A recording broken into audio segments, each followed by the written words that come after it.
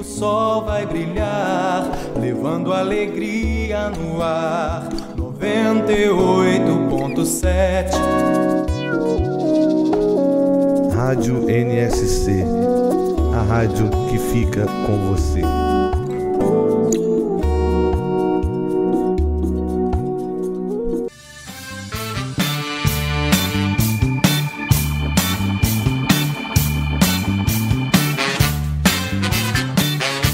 Estamos iniciando mais um programa Viva a Voz Saúde pela Rádio Nossa Senhora de Copacabana, aqui no Rio de Janeiro. Nós estamos hoje no dia... Que dia é hoje mesmo, minha convidada? Dia 17 de fevereiro de 2024. O mês de fevereiro, por uma coincidência absurda, e eu não acredito, há muito tempo que eu não acredito em coincidência. O mês de fevereiro é justamente o mês em que se celebra, em que se comunica ou que se comemora os avanços do tema que nós vamos tratar aqui hoje, que é a fibromialgia. Eu desconhecia essa relação entre o mês de fevereiro, é o mês fevereiro roxo. Já fui informado aqui pela minha convidada. A minha convidada é Helena de Almeida Tupinambá. Ela é uma médica graduada pela Universidade Federal do Rio de Janeiro e milita hoje, trabalha numa outra universidade, que é a Universidade do Estado do Rio de Janeiro. São seguramente as duas melhores universidades do Estado do Rio de Janeiro e estão lá no top do ranking das melhores universidades do país. A nossa convidada também está fazendo mestrado em reumatologia na mesma universidade, né? Não, é até prático isso, né? É bom fazer as duas coisas no mesmo lugar. Então nós vamos falar sobre esse tema, e eu escolhi esse tema, volto a dizer, eu não sabia que o fevereiro roxo era referente a essa doença, mas é um tema, para mim, como médico, formado há muitos anos, ainda, para mim, muito misterioso ainda. É uma doença que eu não domino, estou longe disso, e eu sei, inclusive pela minha convidada, que é uma doença ainda cercada de polêmicas, né? E ela vai explicar para a gente onde é que estão essas polêmicas, o que já se sabe com segurança e o que talvez esteja ainda em análise, em estudo, para se compreender melhor o problema. Mas pelo que eu dei uma estudada no tema, para poder conversar e, como eu digo, não passar vergonha na frente da convidada, é um tema importante, apesar de pouco conhecido pela maioria de nós, é um tema importante que afeta muita gente e, se não me engano, o Ministério da Saúde elenca aí uma quantidade grande de pessoas acometidas, se não me engano, entre 2 e 4 milhões de pessoas no Brasil, e, curiosamente, afetando em bem maior intensidade, o impacto é sobre as mulheres, né? Um estudo da Sociedade Brasileira de Reumatologia apontou aí um envolvimento de 75% a 90% dos casos no gênero feminino. Então, antes da gente iniciar o programa, queria que você, Helena Tupinambá, se apresentasse aqui para a gente, rapidamente, falando um pouquinho do seu histórico. Helena, curiosamente, é filha de uma amiga, uma grande amiga, Liz Maria de Almeida, que milita não na UERJ, mas no Instituto Nacional do Câncer. É uma profissional de destaque lá no Instituto, no INCA, e nós trabalhamos juntos na área. A gente tem uma interseção que é a área de tabaco. Inclusive, há alguns anos, antes da pandemia, ela esteve aqui no programa e nós conversamos sobre os dispositivos eletrônicos para fumar. Depois eu vou colocar o link desse programa, quando a gente reeditar o programa de hoje, eu boto o link desse programa com a Liz. Mas, Helena, fala um pouquinho aí, por que você não seguiu, por exemplo, os passos da sua mãe? Por que você escolheu a reumatologia? A primeira vez que nós trazemos aqui né, não trouxemos nenhuma vez essa especialidade no programa. E já temos, inclusive, acordado que ela vai voltar aqui para a gente falar sobre artrite reumatoide. Vai ficar para um próximo programa. Por que você escolheu reumato? Eu acho que a minha escolha acho que tem nome e sobrenome, que é uma professora minha da UFRJ, né, doutora Blanca Bica, né? Não tem jeito, acho que a gente acaba seguindo onde estão os nossos maiores exemplos, mas eu lembro que na época, enfim, eu me graduei lá, né, e já comecei a frequentar um ambulatório dela desde cedo, doutora Blanca Bica, reumatopediatra, mas reumatologista incrível, acho que qualquer um que está escutando aqui já conhece reumatologia, conhece a doutora Blanca. E ela era muito encantadora como médica, mas como professora, né? Eu acho que a gente acaba seguindo muito com quem a gente aprende mais e com quem a gente gostaria de seguir como exemplo, como médico, como pessoa. E acho que ela trouxe isso, mas naquela época também eu comecei a conhecer as doenças reumáticas. E eu acho que isso é uma máxima, você pode perguntar para muitos reumatologistas, muitos se apaixonaram pela doença lúpus, né? Lúpus sistêmico, assim, para quem gosta de clínica médica. Inclusive o mês de fevereiro, na verdade, é um mês que se escolheu falar muito sobre lúpus, fibromialgia e Alzheimer. Mas o lúpus, por ser uma doença de um acometimento tão sistêmico, assim, ela encanta muito. Então, sistêmico óbvio que envolve vários sistemas, exato, né? Para os então, nossos ouvintes leigos. Isso. Né? Então, eu tenho dor, mas eu também tenho manifestações pulmonares, manifestações cardíacas. Então, é uma coisa que brilha os olhos de quem gosta de estudar a clínica médica e tem outros assuntos. E ela tinha muitos pacientes assim. E desde aquela época que eu conheci a você também se encantou pela professora, mas inicialmente pelo lúpus também não? Pelas duas coisas, né? Eu diria que foram os dois momentos, né? Antes, eu sempre fiz iniciação científica na faculdade, aí eu seguia muito. Inicialmente, eu fui pelos passos da minha mãe é epidemiologista, né? Então, no início, eu ficava muito com o pessoal da saúde coletiva, fazia muito trabalho mais voltado para epidemiologia, mas depois que eu conheci a doutora Blanca, fui para o ambulatório dela, eu migrei, passei a fazer iniciação científica com ela, a fazer as pesquisas, as revisões de prontuário todas com ela, e isso acabou me levando para o mundo da reumatologia. Quando entrei na residência de clínica médica, eu dei ali uma balançada para geriatria, na verdade. Eu realmente gosto muito de lidar com pacientes idosos, mas eu achei que no final a reumatologia me dava um pouco de tudo, porque eu acho que vem pouco reumatologista aqui e se fala pouco sobre reumatologia, porque somos poucos, primeiro, não é muita gente que faz reumatologia. E eu digo que a maior parte das pessoas só vai descobrir o que é um reumatologista se um dia precisar, porque não é uma especialidade que você acha, acho que eu vou marcar uma consulta com um reumato. Não, né? Você marca com endócrino, você marca com cardio, com gineco, mas o reumato é talvez uma pessoa que você acha, tomara que eu não precise, porque todo o que tem em torno dos reumatismos, né? Tem muito essa questão de, é uma doença dos idosos, é uma doença de dor. Mas é muito mais do que isso, muito mais. O mundo da reumatologia, inclusive, tem um braço inteiro da reumatologia pediátrica, que a maior parte das pessoas é só pediatra mesmo. Então, é uma formação em pediatria com uma subespecialização em reumatopediatria. Então, só para ter uma ideia aqui, é uma doença que pode vir desde a infância, mas acometer pacientes também até idade avançada, porque a gente varia desde condições autoimunes, inflamatórias primárias, aí como artrite reumatoide, como lúpus, até as questões mais comuns e corriqueiras do dia a dia que causam dor articular, por exemplo. Eu fiquei curioso agora, essa reumatopediatria, que tipo de agravo que costuma acontecer, que pode acontecer com as crianças na área de reumato? Que vai bater na mente na hora é febre reumática, né? Que por mais que tenha o acometimento cardiológico, assim, você pode ter o acometimento do reumatismo agudo, né? E depois ficar fazendo esse acompanhamento, que esse é o mais comum. Mas, por exemplo, você conhece a artrite reumatoide, não sei se você conhece a artrite idiopática juvenil. Não. A artrite idiopática juvenil, ela é como se fosse um modelo da artrite reumatoide, mas muito mais complexo, que se inicia em pessoas com menos de 16 anos, mas que pode se iniciar em crianças de 1, 2 anos de idade.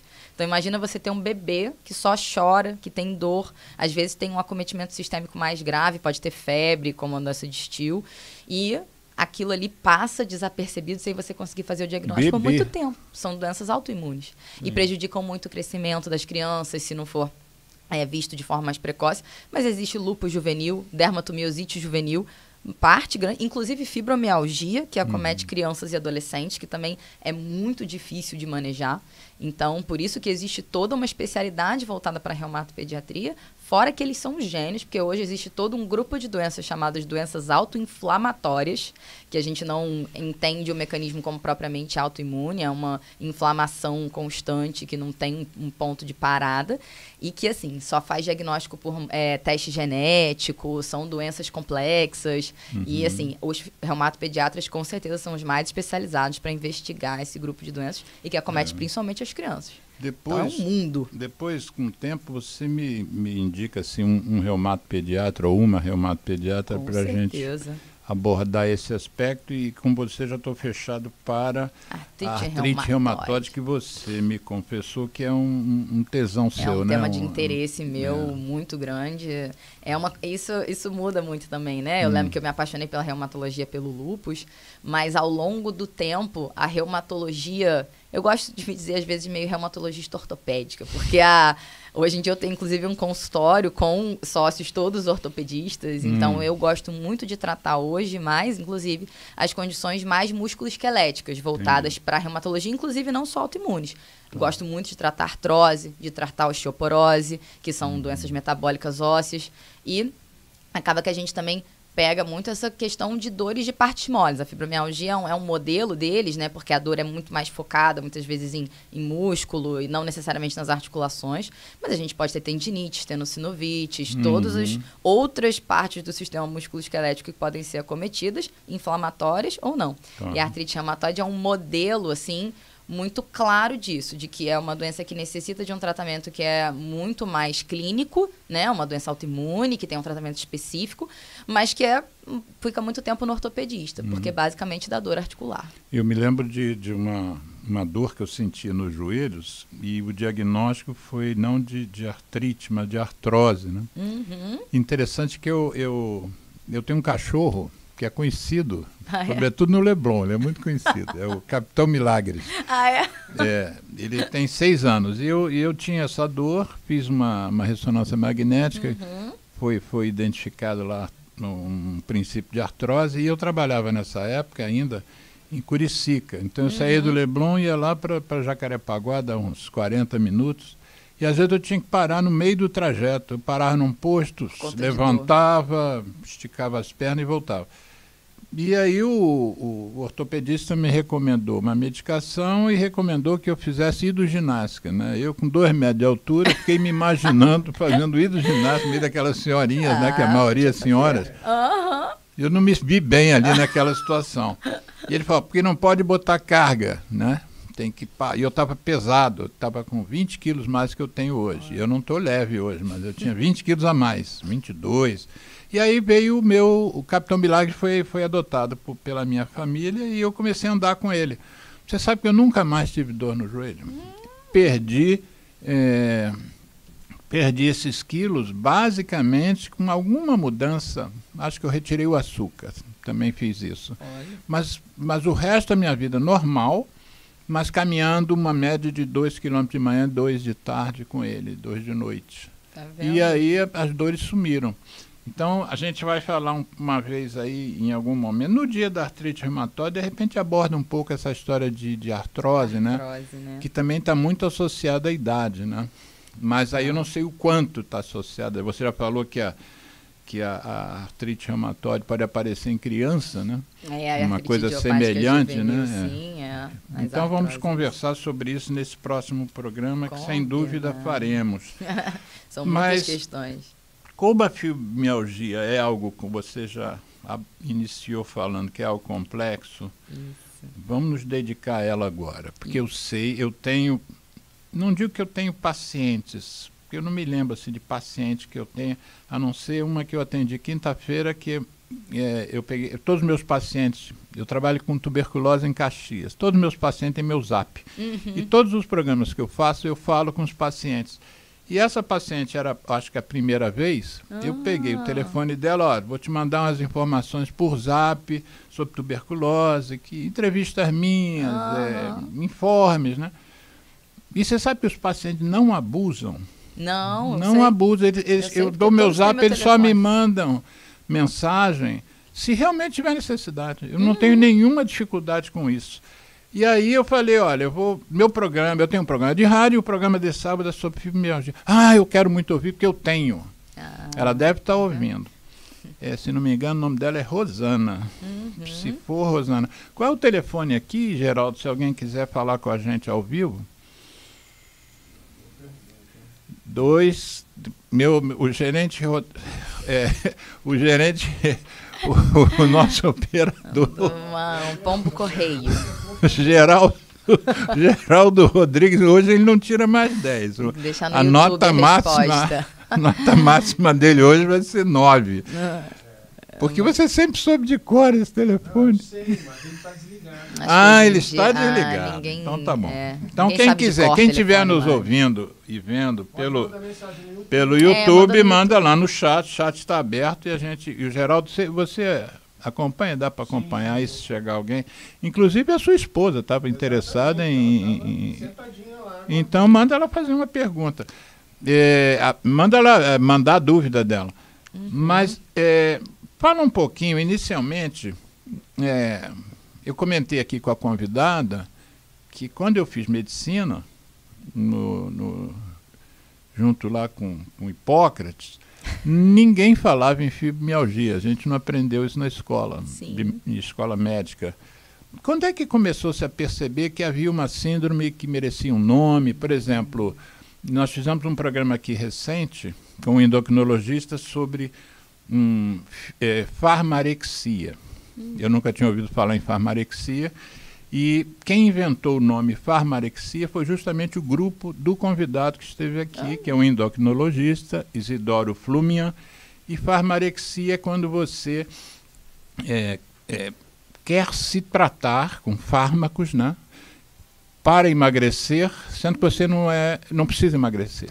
Né? Então é um processo que mistura a questão psíquica com enfim, as pessoas querem tomar Ozempic magras, né? É para prevenir o ganho de peso, que é uma coisa absurda, mas a gente entende, é uma patologia.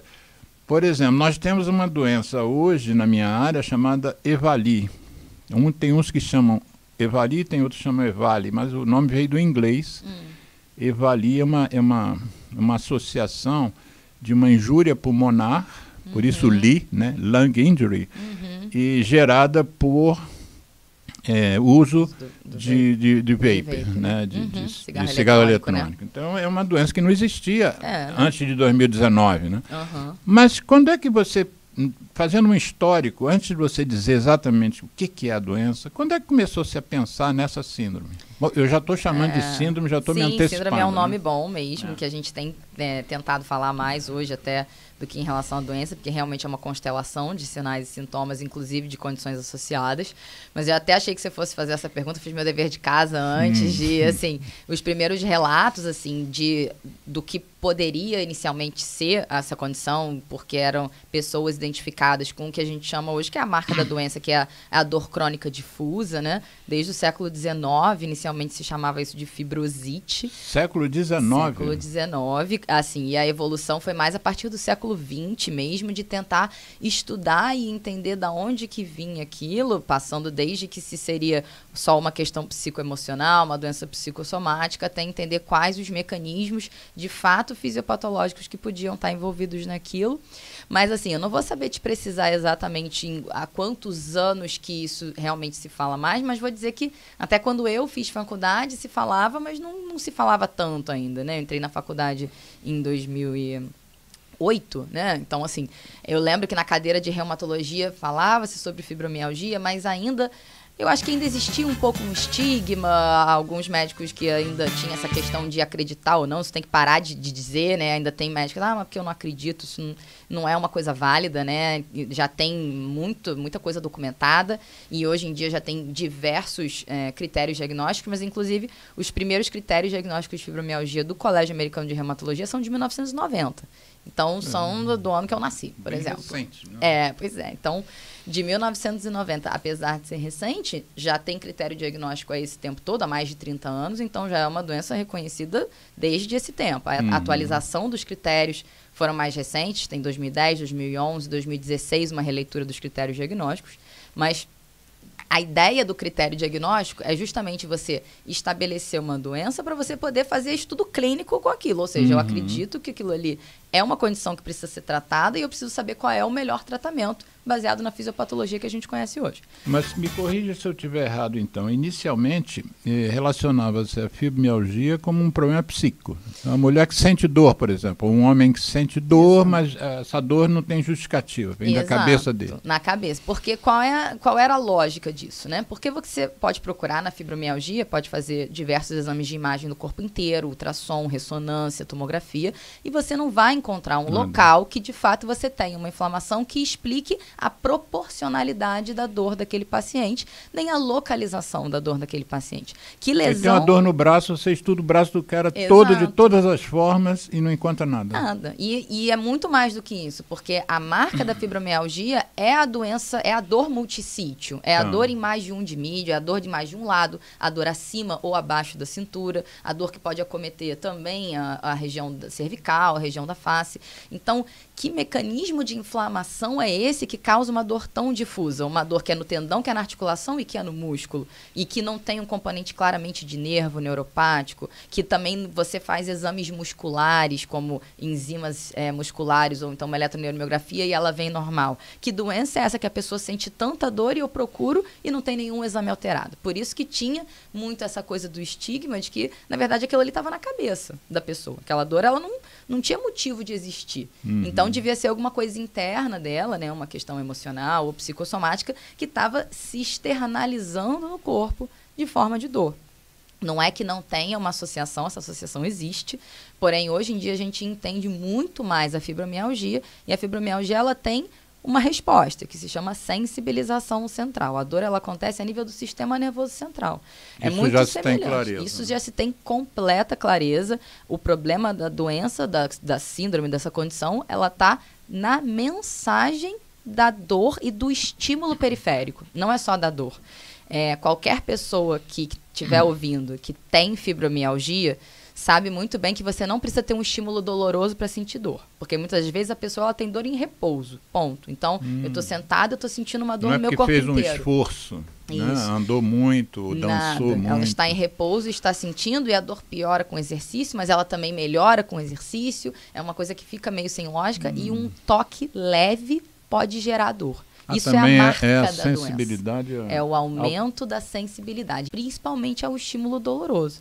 Quem já viu o paciente no consultório, assim, no ambulatório, vê que às vezes a gente vai encostar na pessoa, ela já sente a dor às vezes antes de a gente encostar, porque ela já todo o sistema de alerta em relação à dor do sistema nervoso central, ele está alterado. Então, a antecipação, ela está alterada. O que você espera, inclusive, de recompensa, de melhora da dor, está alterado. Por isso que é tão difícil de tratar. Se eu encontro uma inflamação em algum lugar, eu faço um anti-inflamatório, eu faço um tratamento local, e aquilo ali melhora.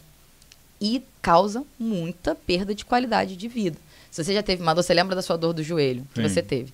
Agora, imagina você ter essa dor todos os dias da sua vida, para tudo que você faça, e tem vezes que ela tá melhor e você tá aguentando mais, tem vezes que ela tá muito pior, e quando você tem uma dor muito forte, você só pensa naquilo. É muito difícil você se concentrar em fazer qualquer outra coisa se você tá com aquela dor ali te incomodando e você não sabe mais o que fazer para melhorar. Você toma um remédio, você muda de posição, você tenta dormir, você tenta se exercitar, e aquilo ali continua daquele jeito. Eu falo que hoje eu acordei de manhã, não sei o que aconteceu, que na hora de eu acordar, acordei travada, com a coluna travada. Pedi ajuda pro meu marido, ele fez uma massagem, me deu uma ajuda. Mas eu justamente pensei assim, falei, nossa, essa é muito a dor que os pacientes descrevem da fibromialgia. Essa dor está me enlouquecendo. Eu estou preocupada porque eu estou indo gravar um episódio, eu estou indo fazer minhas coisas, e aquela dor ali já está me antecipando uma ansiedade de que, meu Deus, eu vou estar com dor ali na hora, será que eu vou falar direito? Agora imagina ter isso todos os dias. É isso que todos os pacientes com fibromialgia referem. Então, eles mostram, muita gente tem muitas imagens, assim, muito características da fibromialgia, de pessoas, assim, com múltiplos roxos no corpo, sabe? Múltiplas equimoses, e no corpo inteiro. Aquela sensação de que um rolo compressor passou por cima de você, de que você tá com aquela virose, uma dengue, uma coisa, assim, que te dói o tempo inteiro. A dor, então, pode ser intensa. Não é necessariamente... Eu fazia uma ideia que era uma dor mais superficial, mais leve. Tem várias formas da doença, né? A gente pode classificar entre leve, leve, moderada e grave. Isso, inclusive, indica pra gente qual o remédio que a gente poderia propor ou qual intervenção que a gente poderia propor. Mas depende muito de quando que ela está iniciando, né? Tem pacientes que evoluem de uma forma um pouco mais lenta, mais insidiosa. Então, começa, às vezes, até com uma dor num lugar só, mas que pode... Muitas vezes é muito comum começar na região cervical, que às vezes vai pro trapézio. E a gente fica muito tempo achando que aquilo ali é só muscular mesmo. E na maioria das vezes, vai ser. Tá? Pra gente definir fibromialgia, tem que ter durar mais de 3 meses. Não é porque eu comecei com uma dor agora que eu já tenho que me preocupar que isso aí vai ser fibromialgia. A maior parte das vezes vai ser alguma coisa aguda que a gente vai corrigir. Então vamos... O Geraldo fez aqui um sinal. Você faz então a pergunta, Geraldo? Alguém... Vamos lá. A ouvinte, Jaqueline Rodrigues, uma ouvinte muito especial. Eu a conheço há bastante tempo, assim. Ela botou uma série de coisas. Eu vou às perguntas. Minha pergunta é sobre o uso do CBD para fibromialgia. Vamos combinar uma coisa? O que for sob tratamento, a gente deixa... Guarda a pergunta aí que a gente deixa para quando chegar na parte de tratamento. Tem alguma coisa que seja mais inicial do problema? Então, por exemplo, deixa eu falar, doutor, o senhor discerne. Ela disse que teve diagnóstico por um médico ortopedista fisiatra. Continuando, o uso de florais de Bach. Eu acho que é isso aí que o senhor falou. Ela tem o diagnóstico de fibromialgia, a Jaqueline? É uma boa pergunta. Eu acredito que sim. Falou que teve ela diagnóstico, tem sim. Né? Mas só que... E aí tem síndrome do intestino irritado. É fibromialgia? Então daqui a pouco a gente vai nessas perguntas todas. Jaqueline, você espera um pouquinho para a gente encadear aqui. Mas eu acho que eu posso pegar um gancho aqui do intestino irritável. Então vamos. Vamos lá, então vamos falar um pouco sobre o diagnóstico de fibromialgia, porque ele vem junto não só com os sintomas da fibromialgia, mas com as condições mais comumente associadas à fibromialgia, tá? Então, quando a gente fala de fibromialgia, a gente não gosta muito hoje. Antigamente se falava muito dessa questão dos pontos dolorosos, acho que muita gente já ouviu falar, que era um critério que a gente utilizava para um quantitativo, de que eu palpava 18 pontos e se eu tivesse 11 dos 18 pontos ativos, mais uma dor crônica, aquilo ali seria um diagnóstico de fibromialgia. Hoje a gente entende que a fibromialgia ela é uma síndrome, ela não costuma vir só acompanhada de dor. Ela tem marcas muito importantes. Então, é uma dor crônica, ou seja, ela tem mais que 3 meses. Ela é uma dor difusa, ela acontece normalmente acima e abaixo da cintura, então eu tenho dor no tronco, nos membros superiores, nos membros inferiores, na coluna, pelo menos em mais de um local do corpo, e ela costuma vir muito associada a distúrbios do sono, fadiga e distúrbios cognitivos. E quando eu digo isso, é muito comum os pacientes reclamarem de déficit de atenção, de dificuldade de foco, de esquecimento. E isso está muito relacionado à dor crônica. Tem uma coisa que eu também andei lendo, que fala sobre a questão da depressão, né?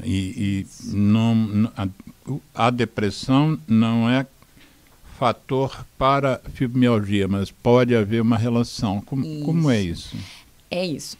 Juntei todos esses sintomas. Provavelmente a pessoa tem fibromialgia. A gente normalmente na consulta faz a pesquisa das condições mais associadas e que normalmente são condições crônicas e que tem relação também com toda a modulação da dor no sistema nervoso central e de sensibilização no sistema nervoso central.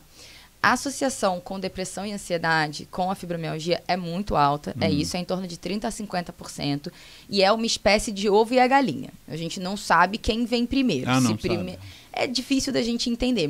Pode ter começado com a dor, e a dor, a partir daí, dor crônica, não tem como não gerar ansiedade e não gerar desânimo, dificuldade de fazer as coisas, dificuldade de dormir, e isso tudo, quando você vai colocar no pacote, muitas das vezes se encaixa como um diagnóstico de depressão, como um diagnóstico de transtorno de ansiedade generalizada.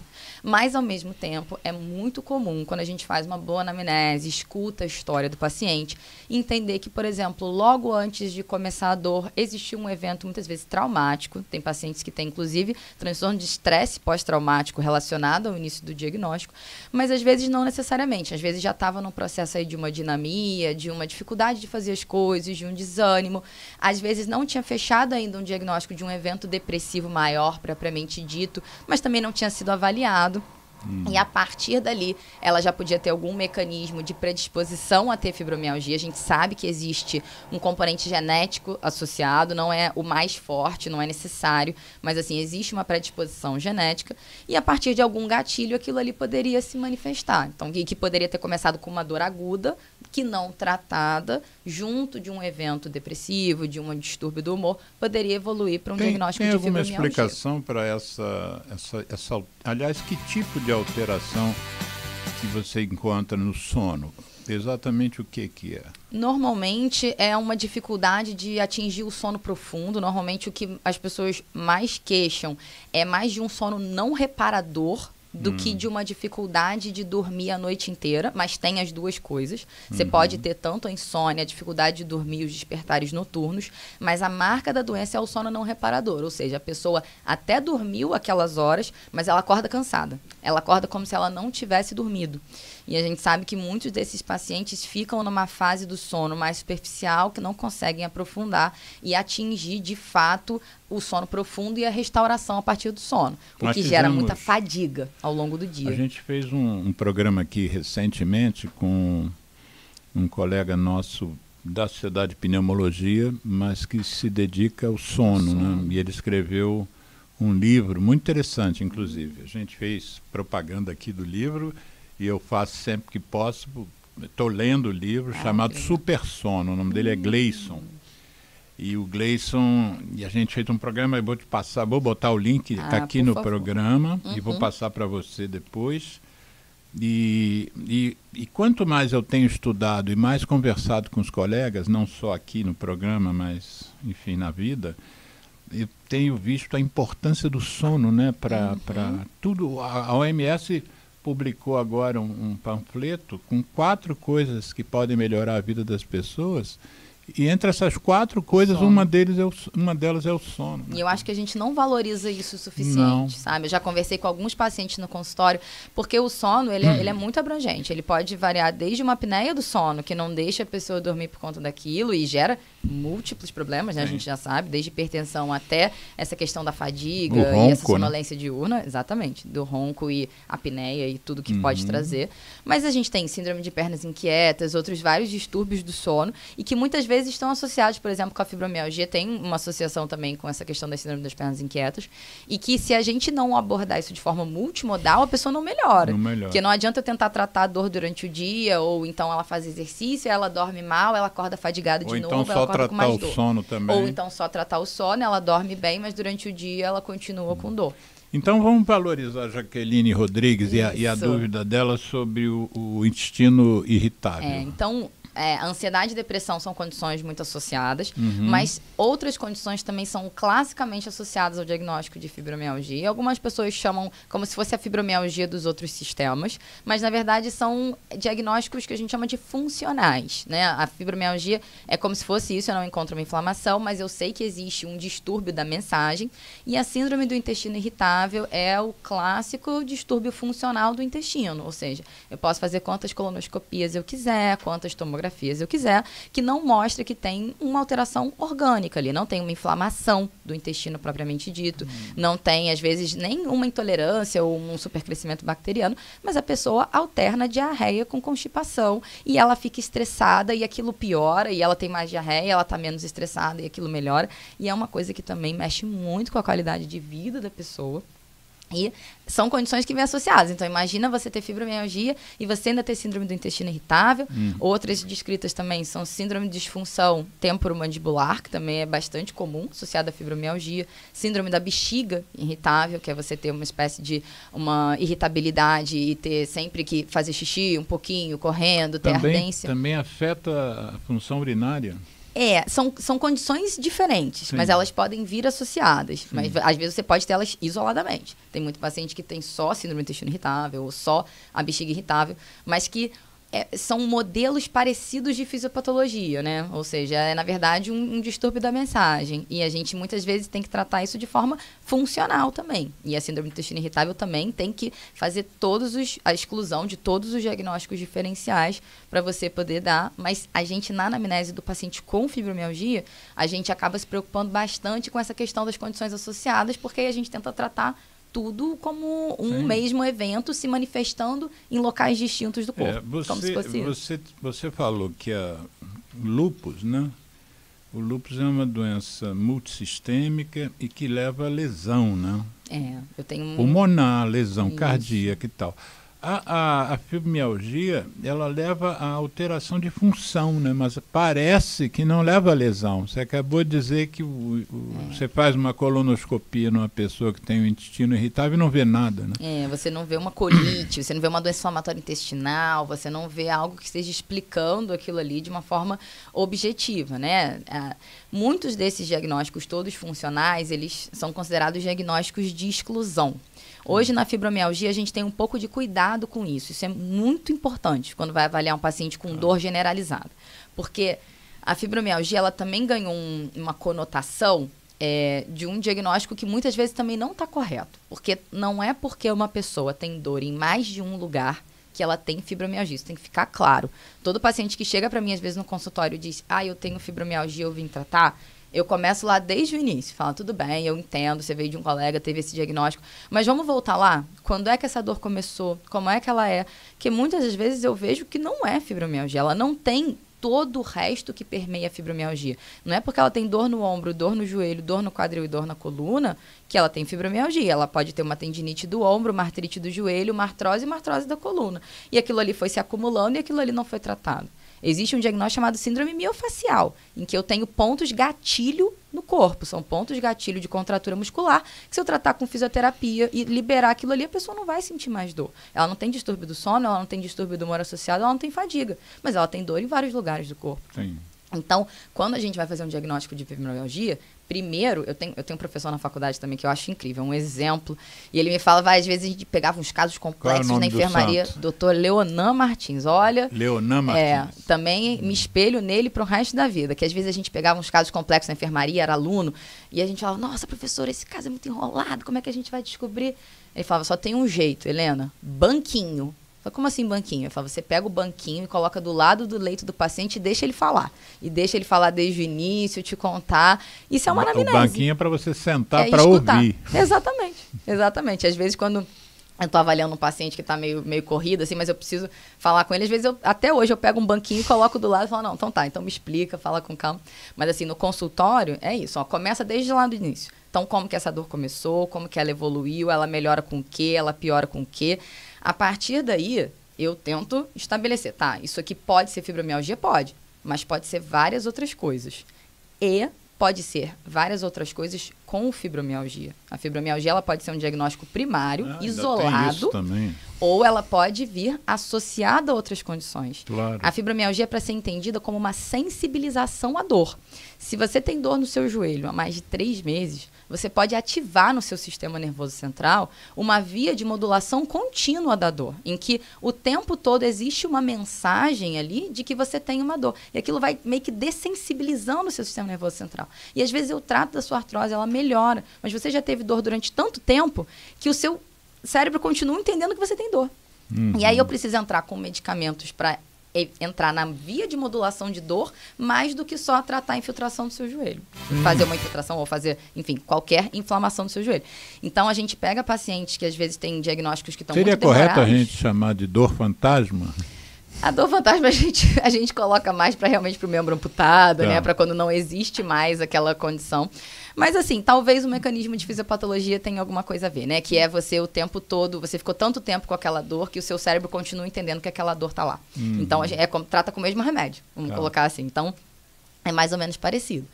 Mas uma vez que eu avaliei aquele paciente e vi que ele pode ter alguma outra condição, eu falo, olha, eu acho que, na verdade, a gente tem que reinvestigar esse seu diagnóstico. Eu acho que esse seu diagnóstico pode ser outro. Fiz isso com uma paciente no consultório ontem. Ontem?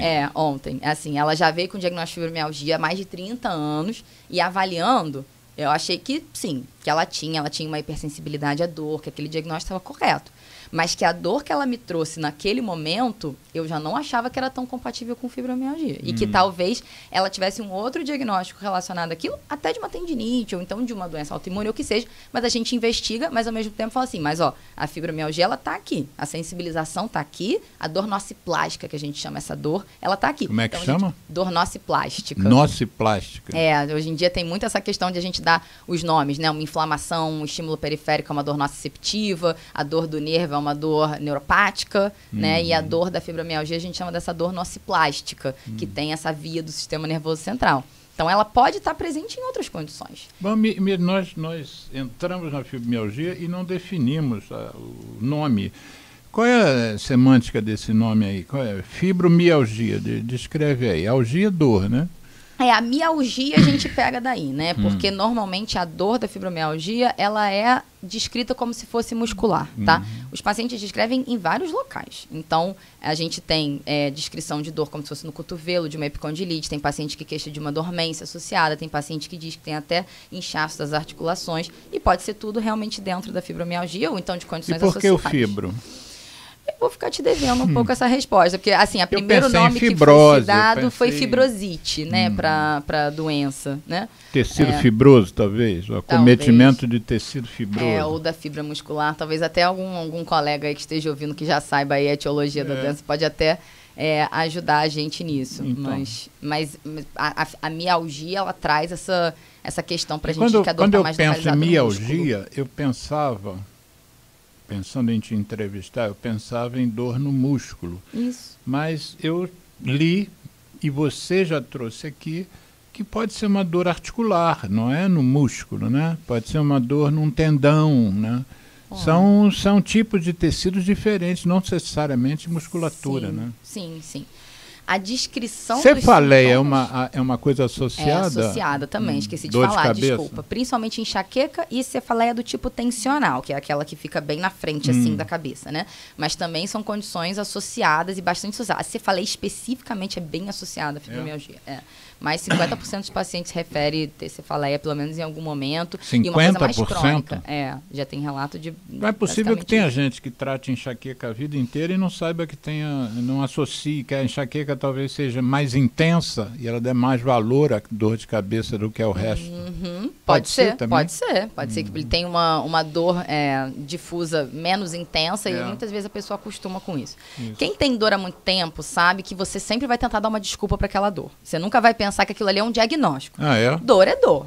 Quando você tem uma dor no joelho, você pensa que será que eu tenho um diagnóstico de uma doença crônica ou alguma coisa no meu joelho? Não, você pensa, eu machuquei meu joelho, eu fiz alguma coisa com o meu joelho. E ele tá assim, a coluna também é um clássico disso. Eu já sou o contrário. Quando eu tenho alguma coisa, eu sempre... É câncer. O câncer chegou, estava custando. Isso tem um CRM positivo aí envolvido, né? Às vezes ter conhecimento demais, às vezes é ruim. Mas, no geral, a gente tende a minimizar. É isso que a gente faz, porque a gente tem medo de ser alguma coisa mais grave, né? Eu acho que isso é do ser humano, isso não é de mais ninguém. Mas a fibromialgia é uma coisa que a gente tem que atentar muito, porque eu falei isso recentemente até no meu Instagram, ela tem hiperdiagnóstico e ela tem subdiagnóstico. A minha sensação é de que muitas das vezes, para os médicos, é mais fácil colocar a pessoa como fibromialgia do que escutar a dor, do que escutar a anamnese e tentar fazer um diagnóstico mais correto daquilo ali. Isso é muito prejudicial para o paciente, porque... E atrasa, né? Inclusive, atrasa diagnósticos específicos, com tratamentos específicos, e gera... na pessoa, o diagnóstico de fibromialgia, ele ainda é muito estigmatizante, assim. Então, tem gente que esconde, tem gente que fala, cada um lida de uma forma com o diagnóstico que recebe. Mas você dizer para uma pessoa que ela tem uma condição, e você falar isso de uma forma errada, de uma forma ruim, e você não tem noção de quão mal você pode fazer para uma pessoa quando você fala isso, sabe? Então, ela carregar aquilo com ela, e principalmente se você não explica o que é a doença, ela sai dali, às vezes, achando, até duvidando dela mesma. Será que essa dor existe mesmo? Será? Porque, assim, o médico falou que isso não era nada demais, que isso era só fibromialgia. Não existe isso é só fibromialgia. Para quem tem fibromialgia, isso é igual a perda da qualidade de vida, a não poder fazer coisas que você fazia antes. E, às vezes, você fica com aquilo na cabeça e você para de procurar médico, inclusive, ou então tenta se tratar de qualquer forma e você tem outra coisa. E, ao mesmo tempo, quando você não fala para a pessoa que aquilo ali pode ser fibromialgia e explica o que é, ela também vai estar sempre indo de médico em médico procurando alguém para dar o diagnóstico dela. Então, não Ou são então para poucos... dar o remédio que aquilo acabe, né? Exato. Não são poucos os pacientes que chegam já com um bloco de ressonância, assim, às vezes de 6 em 6 meses a ressonância é do mesmo lugar. Isso aumenta custo de saúde, isso aumenta estresse para o paciente. Não sei se você já fez uma ressonância da coluna inteira. Você fica 1 hora na máquina, tem gente que tem fobia da máquina, e assim, você não vai encontrar aquele nada. barulho da máquina. Exato, você não vai encontrar nada naquela ressonância. Ou se você encontrar, pior ainda, você vai ver uma hernia de disco, todo mundo depois de 30, 40 anos vai ter uma hernia de disco na coluna. E aí você vai falar para ela que aquela dor na coluna dela é uma hernia de disco, e que ela tem que fazer qualquer coisa, e na verdade não é aquilo, você só precisa dar um destino para aquela pessoa, entendeu? Mas você não fez nada para ajudá-la, efetivamente. Então, a fibromialgia, aí a gente falou de quais são os sintomas, de quais são as condições associadas. Para fechar o diagnóstico é clínico, ele é clínico. Isso em todos os lugares que eu li, esse ponto é abordado. Isso O diagnóstico tem que ser muito não tem um batido. exame de sangue, não tem um Eu raio-x. recebo muito essa demanda. Mas, doutora, como é que a gente vai confirmar esse diagnóstico? Qual é o exame de sangue que tem para fazer? O que eu posso fazer para confirmar? Não tem. Os exames são para excluir. Talvez a gente pudesse pensar que não tem por enquanto, né? Eu acho que talvez quando a ciência avançar mais, vai se descobrir que tem uma proteína, que uma enzima que está faltando. A gente tem estudos com ressonância magnética funcional, né? Neuroressonância magnética funcional, que mostra que os pacientes eles têm alteração de função, principalmente nas áreas de processamento da dor. Então, algumas estão exacerbadas, outras estão diminuídas, mas isso é a nível de estudo. E isso não é necessariamente uma marca de diagnóstico, entendeu? Então, não é uma coisa que a gente usa na prática clínica. Durante um tempo tentou-se usar exames também que fazem medida de temperatura externa, que tem, enfim, alguns estudos que também mostravam que poderia ter alteração, eletroneuromiografia, alguns relatos de neuropatia de fibras finas, mas que também não pega na eletroneuromiografia, não é todo mundo que tem. Foi um dos primeiros exames que eu pensei, eletroneuromiografia não ajuda. A gente às vezes pede para excluir. Tem para paciente que eu não sei. outra coisa. Exato, tem paciente que eu não sei se aquela dor realmente é neuropática, se pode ter uma síndrome do túnel do carpo junto, se pode ter uma condição miopática junto. A gente tem... Não adianta. Exame é complementar. Se você não tem uma boa ideia do que você vai encontrar no exame, muitas das vezes você pede o exame desnecessariamente. E tem que tomar cuidado sempre. Diagnóstico de fibromialgia não exclui a pessoa ter outra dor. Não exclui. Ela pode ter dor difusa e ela pode ter uma síndrome do túnel do carpo, ela pode ter uma artrose do joelho. Se você ficar também colocando tudo na conta da fibromialgia, a pessoa também não melhora de uma coisa que ela, naquele momento, poderia melhorar com anti-inflamatório. Naquele momento, para aquele acometimento que ela está agora. Mas não ficar sempre falando, não, então você tem que fazer mais exercício, você tem que... E tem que fazer tudo isso. Mas você sempre tem que ouvir o paciente. Isso aqui é uma máxima. Acho que isso aqui vale para tudo, né? Na medicina, acho que vale para tudo, né? A gente fez um... Lógico. Pode, Geraldo, claro. Eu vou perguntar. Doutora... A pergunta é sua ou da Jaqueline? Essa é minha. Entrou uma outra pessoa aqui, a Aureni, que também falou sobre o CBD. Aí depois, quando for falar mais tarde, o senhor... Então, Aureni, daqui a pouco a gente vai falar em tratamento, tá? Não larga a gente, não. Então, a fibromialgia é uma pergunta, né? Porque se diz que a gente, às vezes, somatiza coisas. Vem de um campo emocional e vai em tudo. Isso. Vai para todo o corpo. Então, se tem um fundo emocional e se traumas também podem levar à fibromialgia. Excelente pergunta, tá? Porque sim, tem uma relação direta. Essa questão do trauma, uma das marcas também do tratamento que a gente manda é para psicoterapia e terapia cognitivo-comportamental, porque muitas das vezes esses traumas só vão aparecer nesse momento. Às vezes nas primeiras consultas a gente conversa, às vezes a pessoa ainda não está pronta ainda para se abrir, e às vezes ela passou por um trauma e nem sabe que passou por um trauma. Isso também não é incomum. Foi alguma coisa que aconteceu na vida dela que às vezes foi minimizado ou foi minimizado por outra pessoa. E quando a gente vai buscar lá na origem da dor, a gente descobre que ela passou por um evento. Tem bastante estudo que mostra até relação com abuso, tá? Tanto abuso moral quanto abuso sexual. E assim, isso vale para homens, para mulheres, mas é uma doença muito mais de mulheres, realmente a gente vê isso. Não é necessário, mas muitas das vezes quando a gente procura, a gente encontra. Então, ter um evento traumático logo antes de abrir o diagnóstico é uma coisa que a gente tenta sempre buscar, porque também, às vezes, a gente trabalha isso e isso melhora, tá? A doença, quando a pessoa trabalha aquilo ali, que causou aquilo, a gente vê que aquilo ali estava perpetuando aquele diagnóstico há muito tempo. E a questão emocional, ela tem inclusive uma explicação fisiopatológica, porque o processamento da dor no nosso cérebro, ele passa pelo mesmo centro do processamento das emoções, pela ínsula, pelo símbolo, e aquilo ali impacta na mensagem que está sendo transmitida da dor. Não tem paciente com fibromialgia que não diga que piora quando está mais estressado. Não tem. Dorme pior, fica mais estressado, sente mais dor, sente mais enxaqueca, assim como piora da síndrome do intestino irritável. E assim como quando melhora do estresse, ele melhora muitas das vezes da dor. Então, a gente trabalha com terapia, inclusive com mindfulness, com meditação, com tudo para tentar reduzir o nível de estresse. Muitas das vezes não vai ser necessário para curar, para mandar a dor embora, mas que melhora muito. E a explicação disso é porque é pelo mesmo centro de processamento da dor do sistema nervoso central. Tem relação, sim. Você tinha uma segunda questão? Mas que era você pessoalmente, Geraldo? Eu falei das duas, era do estresse e falou. da Mas aproveitando, emoção, né, já que somática. eu estou aqui, tem muitos pacientes com fibromialgia que tiveram herpes zoster? Uma pergunta. Herpes zoster, ele também está relacionado, o herpes zoster é a ativação do vírus da catapora, né? A reativação da varicela. E é muito relacionado com eventos mais até de estresse físico, tá? A gente vê o paciente ter um estresse físico grande, ou às vezes uma infecção, alguma coisa assim, ele abre um herpes zoster, mas também é relatado com eventos estressantes somáticos, né? Assim, de um estresse emocional maior, tem paciente que passa por um estresse muito grande e abre um herpes zoster na sequência. Então, eu acho que não é que o zoster tenha relação com a fibromialgia, mas os dois têm relação com o estresse, entendeu? Vamos fazer o seguinte, Geraldo, vamos fazer o nosso intervalo habitual. A gente divide o programa em dois blocos. O segundo bloco acaba sendo até maior do que o primeiro, mas a gente nesse intervalo toca uma música que tem relação com o tabagismo, né? Aí o Geraldo escolhe lá uma das músicas que a gente tem separadas, porque esse programa é uma iniciativa da nossa ONG, do Centro de Apoio ao Tabagista, e o nosso esforço de evitar que as pessoas fumem, que adolescentes e crianças comecem a fumar. Mas o Centro de Apoio ao Tabagista tem esse olhar, é uma missão nossa, né, de trabalhar a saúde como um todo. E o cigarro entra nisso por ser o maior problema sanitário do planeta, com chegando agora a 9 milhões de mortes por ano. Mas a gente abre para tudo, por isso que justifica você estar aqui.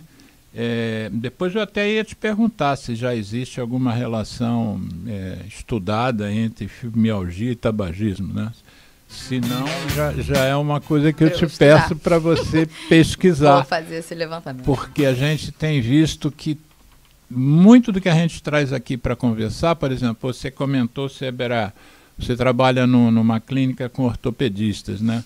E uma das coisas que te atrai tratar é a osteoporose, né? Então nós trouxemos aqui um ortopedista, um amigo nosso de muitos anos, Sérgio Sampaio Novo, e ele nós fizemos um programa sobre osteoporose. E ele se dedicou, parte do problema, a falar entre a relação entre fumar e ter osteoporose, ter fraturas, enfim, né? Então, você topa fazer esse estudo aí? Mesmo que a gente diga, não existe nada... não existe nada relacionado por enquanto, os estudos não estão mostrando. Então, Geraldo, qual a música que você escolheu? Antes de botar... Eu tava música ou Fumar Pra Quê com o Geraldinho. Pode ser as duas?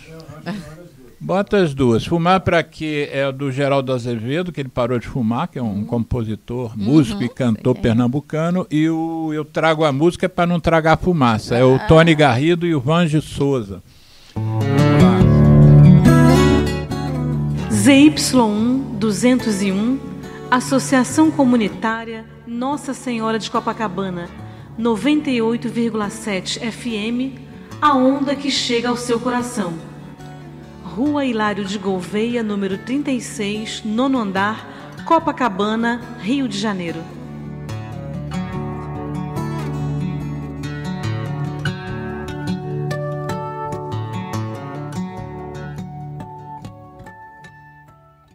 Pela Rádio Nossa Senhora de Copacabana, e nós estamos hoje tratando de um tema importante. Aliás, a gente, né, Geraldo? A gente nunca traz tema aqui que não seja importante. Se não fosse possível, por que a gente ia trazer aqui, né?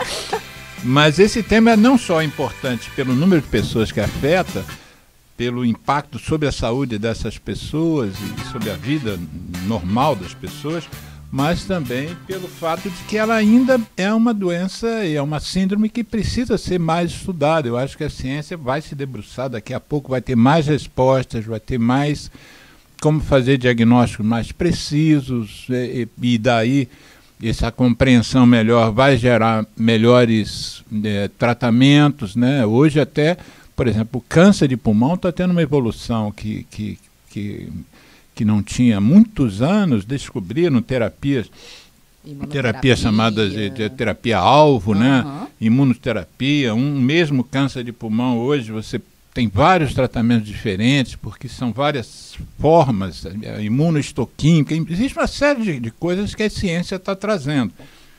E a impressão que eu tenho, quase como leigo, mas eu não sou leigo, mas a impressão que eu estou tendo é que a fibromialgia ainda tem muito a se aprender com ela e a se descobrir com ela, né? Dela, né? O que é melhor, o que pode ter mais sucesso. Você acredita que muita gente leve muito tempo para ter esse diagnóstico estabelecido, assim, a pessoa conviva com esses sintomas e sem saber o que é, sobretudo pessoas que têm acesso a uma medicina onde o atendimento é muito rápido, né? Você às vezes tem ambulatórios que eu vejo, eu não me permito trabalhar dessa forma, mas eu vejo alguns sistemas públicos, mas às vezes não públicos também, que o indivíduo é obrigado a tratar num período de 4 horas, ele tem que ver 30 pessoas. Então ele dedica ali 3 minutos, 4 minutos para cada consulta, 5 explodindo, né? Mas mesmo quem trabalha com um sistema de suplementar, de convênios, às vezes o que ele ganharia numa consulta privada, ele atende 6 naquela mesma hora do paciente de convênio, que vai dar mais ou menos 10 minutos por consulta. E isso que você trouxe aqui, ainda mais uma doença que não tem um método diagnóstico específico, né? Você pediu ali o enzima, você pediu a transaminase, a bilirrubina ali, viu que a pessoa está com hepatite, ou você pede um marcador de hepatite viral, descobriu que tem hepatite C, um exame de sangue.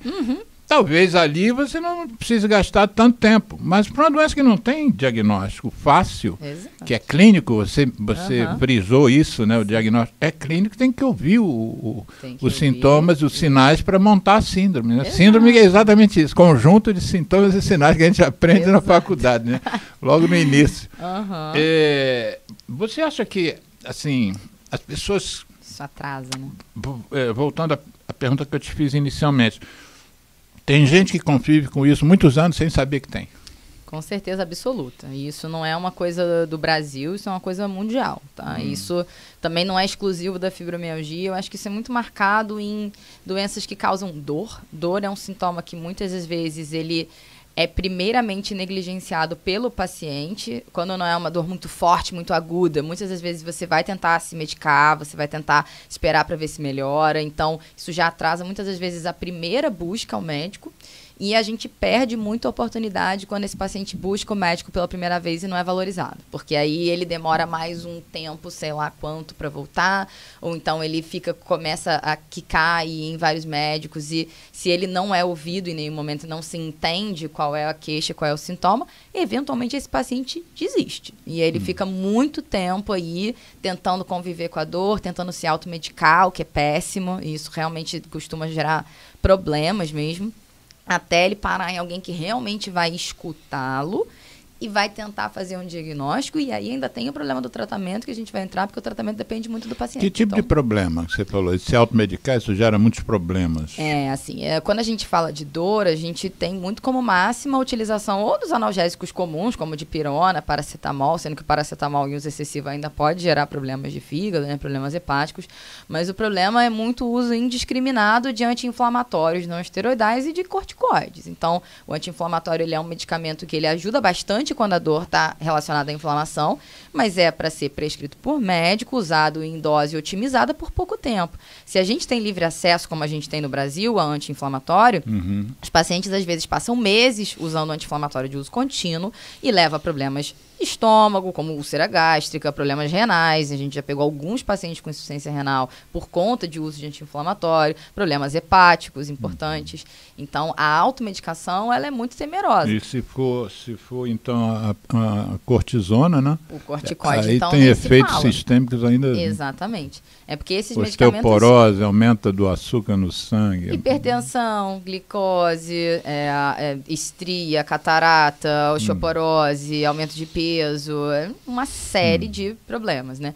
A gente costuma ter até mais esses problemas com doenças inflamatórias, que respondem muito bem a esse tipo de medicamento. Então, o paciente faz uma automedicação durante muito tempo. A fibromialgia, a vantagem é que ela não responde tão bem. Então, às vezes, ela vai procurar o médico de novo para algo que seja mais efetivo. Mas, ao mesmo tempo, ela só quer melhorar da dor. A pessoa que tem dor, ela só quer melhorar da dor. A dor não pode parar a pessoa. A mulher é mulher. Ela tem filho para cuidar, ela tem casa para cuidar, ela tem que trabalhar, tem que fazer tudo. Como é que ela vai se paralisar por conta da dor? Eu citei no início do programa uma prevalência maior no gênero feminino. E, apesar de a gente carecer de muitos estudos, isso está entendido? Por que as mulheres têm mais fibromialgia que os homens? Isso ainda é uma dúvida, assim, na literatura mundial. Pareceu 75% a 90% dos casos seriam em mulheres, né? Quer dizer, como se os homens estivessem quase que imunes a essa doença. Ainda não está claro isso. Então. A gente estuda bastante teorias relacionadas a estrogênio, né? Como a gente tem no lúpus, por exemplo, que também tem uma prevalência muito mais alta, mas acho que ainda está um pouco mais distante de ter uma resposta mais precisa. Mas, assim, tem questões de mecanismo de coping, de lidar com a dor, né? De lidar com situações que podem estar também relacionados com o gênero feminino especificamente. Mas não dizem que a mulher é mais resistente à dor do que o homem? Costuma ser mesmo, não é tão. Acho que se o homem tivesse fibromialgia, ele ia logo de cara procurar. O Geraldo estaria na fila falando hoje. Assim, mas tem homem, tá? A gente tem que também valorizar isso, tá? A mulher, também. Ela procura muito mais ajuda do que o homem, isso é um fato, Sim. tá? Assim, ela realmente quer melhorar, ela quer procurar. O homem, ele costuma ser mais negligente em relação à sua saúde no geral. Então, tem muito mais automedicação entre o sexo masculino, normalmente, do que o sexo feminino, no sentido de procurar ajuda e ver. Então, isso também pode ser como se fosse uma espécie de viés de diagnóstico também, né? A gente não sabe exatamente quanto tem, mas a gente sabe que a prevalência é muito superior nas mulheres. Acho que ainda tem que evoluir mais. E, assim, conhecimento. E eu acho que é impressionante como a gente faz uma especialidade hoje em dia, mas a gente cria subespecialidades dentro da especialidade, né? Hoje a gente tem reumatologistas que são praticamente dedicados ao tratamento da fibromialgia, porque é realmente um quadro clínico complexo que envolve, não é uma consulta em que você pode fazer uma consulta de prescrição, ela é uma consulta que toda consulta, tudo tem que ser avaliado em todos os aspectos do paciente. Isso para todos os pacientes, eu não tenho nenhuma dúvida, mas a gente sabe que os pacientes com fibromialgia carecem disso. E hoje em dia, como é uma doença que a gente lida basicamente com dor, tem muitos médicos que são hoje especializados em tratamento de dor. Então, a nível farmacológico, a nível multimodal e a nível de indicação de procedimentos e outros mecanismos que a gente pode lidar. Então, assim, por mais que eu gosto muito, assim, de falar sobre fibromialgia, de atender pacientes com fibromialgia, porque eu acho que carece de empatia. E eu me sinto uma pessoa empática para receber esses pacientes. Mas tem vezes que eu mesmo encaminho pacientes com fibromialgia refratária para colegas que estão dedicados a isso. Porque as pessoas merecem isso. Para o leigo saber, uma fibromialgia refratária? É aquele paciente com fibromialgia que já tentou praticamente todos os tipos de terapia, que não são muitas, infelizmente. Então, assim, também não é que ele já tentou 20 mil coisas na vida, é porque a gente tem uma limitação grande hoje no arsenal terapêutico do tratamento da fibromialgia. E mesmo assim, ele continua com uma dor muito refratária, uma dor que ele não consegue tratar, melhorar. Então, nesses casos, tem inclusive hoje clínicas inteiras dedicadas a isso, né? Clínicas da dor, clínicas de tratamento multimodal da dor. E tem alguns pacientes que eu realmente encaminho para fazer esse acompanhamento. Antes da gente entrar em tratamento, que eu já pelo sinto aqui, pelo que as pessoas comentaram aqui no chat do programa, mas antes de entrar em tratamento, vamos voltar um pouquinho à questão do sintoma. Você disse que isso prejudica a qualidade de vida das pessoas, né? Mas até que ponto essa dor é incapacitante assim mesmo? Assim, a pessoa não consegue se mover, ou ela pode chegar a nível assim estratosférico de dor? Pode. E não é incomum a gente escutar isso no consultório, tá? Muitas das vezes a dor começa como uma coisa mais insidiosa e às vezes ela fica dessa forma, como que a gente chama só de como se fosse uma dor chata, que é uma dor que não vai embora, mas ela não te limita. Tá. Mas muitas das vezes a dor se torna incapacitante. E alguns pacientes, eles queixam do que a gente chama disso, existe um nome mais técnico, mas é como se fosse uma crise da fibromialgia, em que a pessoa tem um nível basal de dor crônica que ela consegue executar as atividades da vida dela e tem momentos em que aquilo ali vira insustentável, que ela não consegue sair da cama de tanta dor. Ela começa a fazer alguma atividade e tem que parar por conta da dor. Ela não consegue dormir por conta da dor. E nesses momentos são até os momentos que a gente usa de medicamentos realmente mais fortes, anti-inflamatórios ou até opioides, porque a gente precisa meio que tirar a pessoa da crise. E aí depois a gente tenta voltar para o tratamento da dor basal. Porque, ó, a gente vai falar um pouco mais na frente de tratamento, mas o tratamento ele envolve fazer atividade física. É um braço exigido do tratamento, porque a pessoa melhora muito mais com isso. Só que a pessoa que ela está no nível de dor incapacitante, se ela não consegue nem sair da cama para preparar o café da manhã dela, imagina se ela vai sair da cama para dar uma caminhada na rua, para ir para academia ou para fazer alguma outra coisa. Então, por isso que tem que existir o tratamento medicamentoso para tratar de forma mais aguda, porque tem pacientes que entram nessa crise, isso é temporário, e depois de volta para esse quadro de dor basal ou até melhora 100% da dor, e tem paciente que vive nesse nível de dor o tempo inteiro. Gente, esses pacientes são muito difíceis de tratar, muito difíceis de tratar mesmo. E assim, se é difícil de tratar pra gente, imagino que é pra pessoa conviver dessa forma. Então, né? Como a gente não tem lá fisiopatologia bem determinada, vamos entrar no tratamento, mas vamos já pegando você pelo que você acabou de falar sobre o benefício da atividade física. Como é que se entende esse benefício? Por que a atividade física, que a gente sabe que é uma coisa fundamental, do mesmo jeito que eu falei da importância do sono, sim, hoje em dia qualquer manual de melhoria, do envelhecimento melhor, de bem-estar, fala em atividade física. Né? A minha artrose melhorou por causa dos meus passeios com o Capitão Milagre. E, aliás, existe o Ricardo Oliveira, agora eu me lembrei o nome dele, que tem um laboratório na universidade que você milita, o Ricardo Oliveira, que é professor de Educação Física, e ele é o coordenador da pós-graduação. Ele um dia, quando eu comentei isso com ele, ele me mandou um monte de artigos. Escuta essa, Geraldo. Um monte de artigos, vários links, eu até passo para você, que eu ainda tenho, guardei, achei tão interessante que eu guardei os links todos.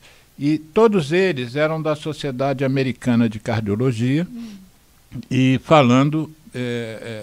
artigos que estudavam várias questões ligadas ao funcionamento do coração, mas que estudavam, o estudo deles, o modelo era estudar quem andava com cachorro e quem não andava.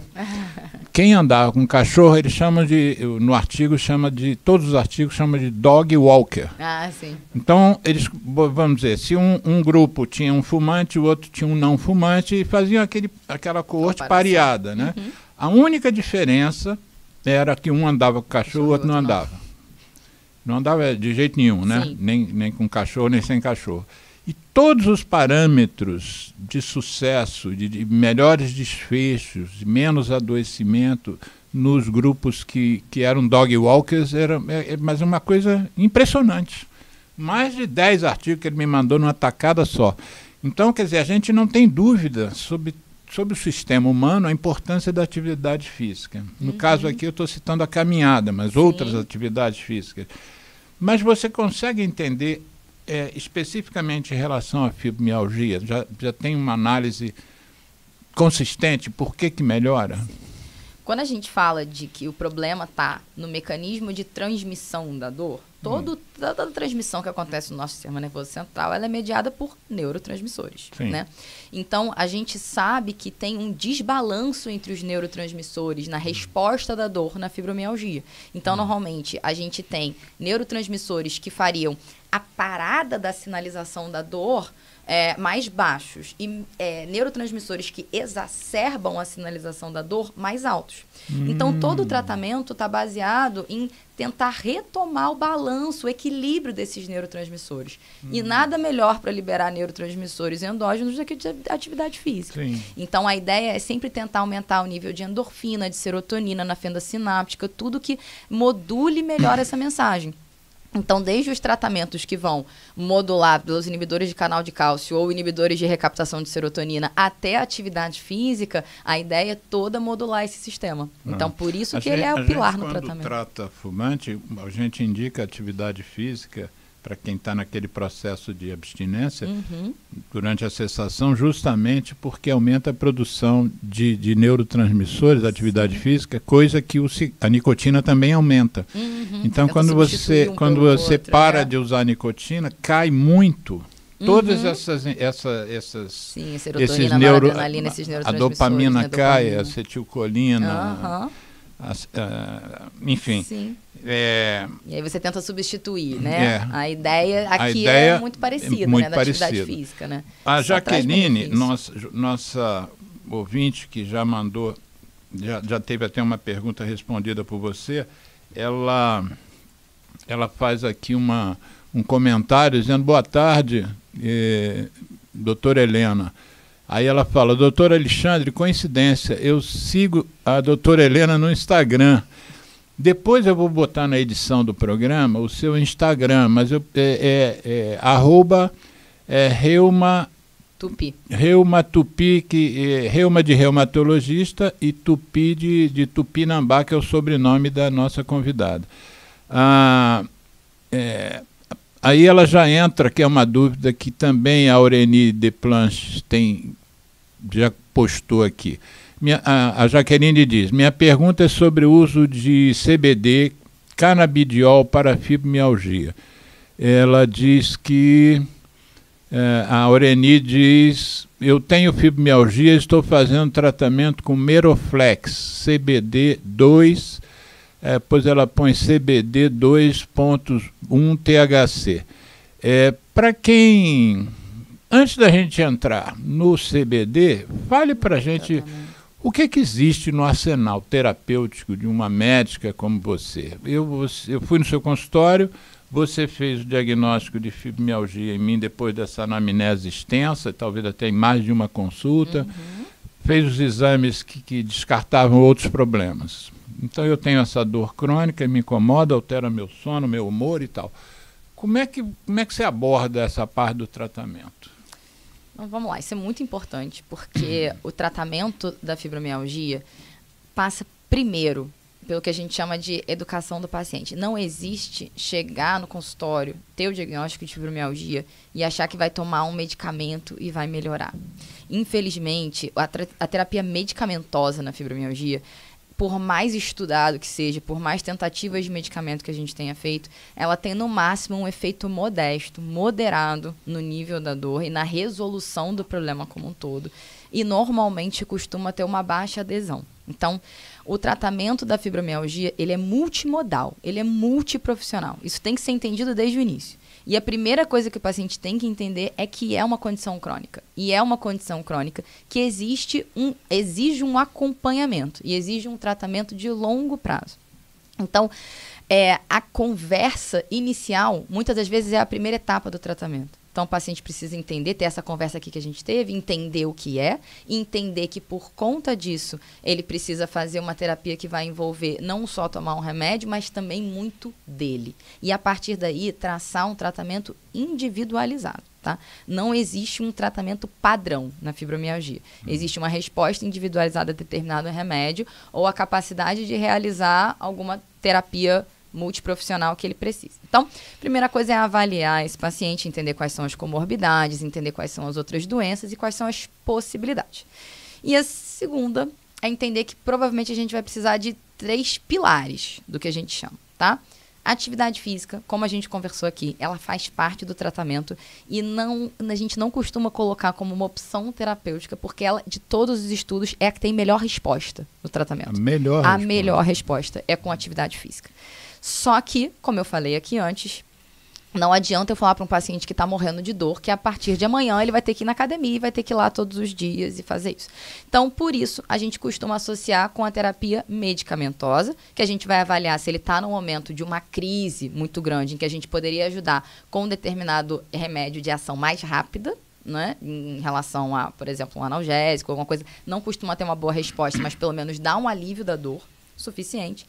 E normalmente os tratamentos que a gente tem hoje de primeira escolha são os tratamentos de modulação a nível de sistema nervoso central, como por exemplo a amitriptilina, que é um tricíclico, que a gente pode usar a amitriptilina ou a nortriptilina, por exemplo, e um outro tricíclico muito conhecido, que é um relaxante muscular de ação central, que seria a ciclobenzaprina, que seria o Miosan, Musculari, algum desses. Normalmente isso está descrito como primeira linha terapêutica de tentativa, porque tem alguns pacientes que também têm muito distúrbio do sono. Então a gente tenta usar de algum medicamento que ele possa usar à noite, que dê um pouquinho de sono, mas que também tem essa ação de modulação da dor. A gente sempre tem que começar com uma dose baixa, porque são medicamentos que exigem uma adaptação, uma tolerância, não são livres de eventos adversos. Então a gente tem que manejar podem e ser tatear. comprados com receita controlada. O Miosan especificamente não, mas a gente também não recomenda que faça uso por conta própria. São medicamentos que em doses excessivas podem dar uma sedação no dia seguinte enorme. Tem paciente que fica grogue, fica com dificuldade de fazer as coisas no dia seguinte. Então a gente tenta fazer uma terapia pela idade do paciente, por qual comorbidade que a gente poderia começar. Se ele não tem tanto distúrbio do sono, se ele tem mais a dor durante o dia, mas dorme bem, tem um sono reparador, a gente até poderia começar como primeira linha também já com um inibidor de recaptação de serotonina. É normalmente de bula, medicamentos que são usados para depressão e para ansiedade. Mas é importante a gente explicar isso, que por mais que tenha distúrbio do humor associado, a gente não está tratando aquilo ali como fonte primária, como desfecho primário daquele tratamento. E o mais estudado é a duloxetina, que é um inibidor dual de recaptação de noradrenalina também, que parece que é o que tem o melhor efeito por estudo na melhora da dor associada com o distúrbio do humor. Quando tem, então, ansiedade, que a gente consegue já detectar na consulta ansiedade, depressão ou só um transtorno de humor leve e mais a dor muito difusa, a gente às vezes começa com a duloxetina. Quando tem mais uma questão noturna, distúrbio do sono, às vezes a gente começa mais com o outro. E se não responder bem a um ou outro, a gente pode sempre titular a dose, etc. Ou então fazer até a terapia combinada, que muitos pacientes acabam precisando, da duloxetina com a amitriptilina. Ou então, se o paciente tem efeito adverso muito importante, a amitriptilina. A segunda linha seria a pregabalina, que realmente é um dos medicamentos que a gente mais usa. Tem um perfil de efeito colateral muito melhor do que o da amitriptilina. Compensação, um remédio mais alto custo. Então, a gente tem que entender toda a realidade daquele paciente. Essas medicações são acessíveis ao SUS? A amitriptilina costuma ter em posto de saúde, a ciclobenzaprina também, a gente costuma ter acesso, a pregabalina não. A gente até às vezes consegue por acesso por medicamento de alto custo do Estado, por LME. Uma receita especial. Com receita especial, mas não é a coisa também mais fácil do mundo de conseguir. Por isso que dentro da realidade do SUS, às vezes a gente usa muito mais o tricíclico, a amitriptilina ou a nortriptilina, e às vezes na realidade do privado a gente acaba às vezes indo até de primeira linha para pregabalina. Isso vai variar muito também da experiência do médico com determinado medicamento e da experiência prévia do paciente também em relação à sedação. Sempre pergunto como é que é a sensibilidade, se já tomou remédio para dormir, se é muito sensível, se é pouco sensível, para a gente tentar titular ali qual seria a melhor estratégia medicamentosa terapêutica, mas entendendo que remédio isolado não vai resolver o problema. Vai ter um efeito bom, um efeito moderado. É o que eu digo, eu vou te melhorar o suficiente para você combinar comigo que vai entrar numa estratégia de atividade física regular. E aí, qual atividade física? Isso muita gente pergunta também. Era a sua próxima pergunta, provavelmente, né? Existem milhões de estudos com milhões de modelos de atividade física na fibromialgia. Até porque ele é o principal pilar e resposta do tratamento. E todos os estudos apontam... Eu acho que isso a gente tem que marcar bem, você já falou isso, já é a segunda vez. A gente tem como melhor desfecho para fibromialgia atividade física. A gente tem que realmente frisar muito isso. Porque isso depende muito mais do paciente do que do médico. Eu converso muito isso no consultório. Que a melhora vai vir muito mais dele do que minha. É muito mais fácil para mim prescrever um remédio e dar uma receita. Mas eu quero que ele melhore. Então eu preciso que ele entenda essa importância. Porque senão ele não vai fazer. E qual é a melhor atividade física? A gente, de estudo, tem que a melhor atividade física seria a aeróbica. Então a gente tenta engajar o paciente dentro de alguma atividade aeróbica, qualquer uma. Aqui couber na realidade dele. Se ele só tem acesso a caminhar na rua, é isso. Se ele tem problema de joelho, não pode caminhar nem correr, é uma bicicleta, ou então atividade aquática, não importa, é o que é melhor da realidade dele. Mas a gente entende que na fibromialgia, qualquer atividade física é melhor do que nenhuma. E nenhuma está impedida. quiser fazer musculação, não tem impedimento. Se ele não tiver... Isso que eu ia falar. A gente normalmente faz um inventário de também possíveis lesões. Já falei que a fibromialgia não é a única dor do paciente. Tem paciente que tem artrose de joelho e fibromialgia. Então, eu preciso titular ali para entender se ele não tem nenhuma contraindicação por outra questão. Pela fibromialgia propriamente dita, a limitação dele é dor. Então, não tem a musculação ser contraindicada ou alguma coisa ser contraindicada. O que a gente contraindica para início de tratamento na fibromialgia? Engajar diretamente numa atividade de alto impacto e que você tente fazer mais do que uma vez por semana. Na atividade física, na fibromialgia, a gente prescreve atividade física, tem um lema em inglês que a gente chama de start slow, go slow. Você tem que começar devagar e evoluir devagar. Não tem paciente e não precisa ter fibromialgia. Se você tiver parado muito tempo e resolver ir para academia, no dia seguinte você acorda todo moído, cheio de dor muscular. Agora imagina você já ter dor e aí você resolver que você vai para academia, vai passar 1 hora lá malhando, porque amanhã eu vou estar melhor. No dia seguinte você está inválido, incapacitado. E não é que isso tenha problema. Normalmente nos outros dias vai melhorar. Mas a gente perde muito o paciente ali. Ele fala, não, eu já tentei, não dá pra mim. Você sabe que aconteceu isso comigo quando eu falei a você da minha dor no joelho?